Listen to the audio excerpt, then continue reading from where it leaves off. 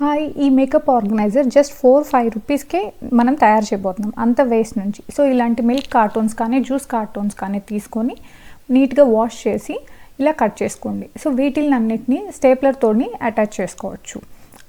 Glue అయితే కొంచెం కష్టము ఇవి అంటుకునేదానికి, స్టేప్లర్ అయితే స్ట్రాంగ్గా ఎక్కువ రోజులు పనికొస్తుంది. సో ఇప్పుడు దీన్ని వచ్చి మనం ఒక కలర్ పేపర్తో కవర్ చేస్తున్నాం. మీ దగ్గర గిఫ్ట్ పేపర్ ఉన్నా కూడా దానికి కూడా కవర్ చేయొచ్చు. సో ఇక్కడ నేను వచ్చి కొన్ని ప్రింట్అవుట్ చేసుకున్న కొన్ని డిజైన్స్ అవి బార్డర్స్ లాగా కట్ చేసుకున్నాను. సో దీనికి ఎంత అవుతుంది, లైక్ 1-2 రూపీస్ లేదా 3-4 రూపీస్ తోటి మనం ఈ ప్రింట్అవుట్ చేసుకోవచ్చు. లేదా మన దగ్గర ఏదైనా సెల్లో టేప్స్ ఉంటే, మనం డెకరేటివ్ టేప్స్ ఉంటే అవి కూడా ఇక్కడ యూజ్ చేయొచ్చు, అంతే. సో దీన్ని నేను ఇలా అన్ని సైడ్స్ అటాచ్ చేసేసాను. చూసారా మన ఆర్గనైజర్ ఎంత ఈజీగా రెడీ అయిపోయిందో.